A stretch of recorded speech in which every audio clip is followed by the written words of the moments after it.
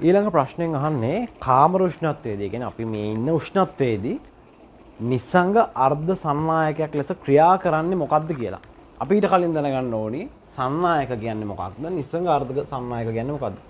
සන්නායක කියන්නේ හොඳට විදුලිය ගමන් කරන ඒවා. හැම එකකින්ම විදුලිය ගමන් කරන්නේ නැහනේ. විදුලියට ගමන් කරන ඒවාට කියනවා අපි සන්නායක. හොඳින් විදුලිය ගමන් කරනවා. ඒතකොට නිසංග අර්ධ සන්නායක කියන්නේ ඒක අනිත් පැත්ත. අඩුවෙන් විදුලිය ගමන් කරනවා. හොඳට විදුලිය ගමන් කරන්නේ නැහැ. හරිද? සන්නායක නිසංග අර්ධ සන්නායක කියන එකේ වෙනස ඕක තමයි. හරිද?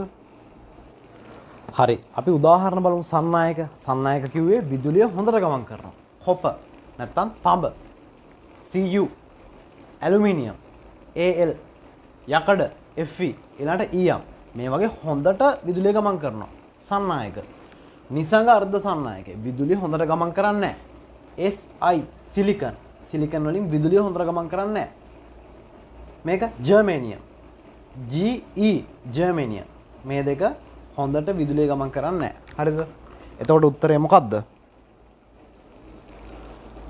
එතකොට උත්තරය වෙන්නේ 3 සිලිකන්. නිසංග අර්ධ සන්නායකේ මොකක්ද කියලා අහන්නේ? උත්තරය 3. හරිද? පළවෙනි උත්තරය වැරදෙන්න හේතුව පළවෙනි එක කොප සන්නායකයක්, ඇලුමිනියම් සන්නායකයක්, 3 සිලිකන් නිසංග අර්ධ සන්නායකයක්, 4 Fe කියන්නේ යකඩ ඒක සන්නායකයක්. හරි?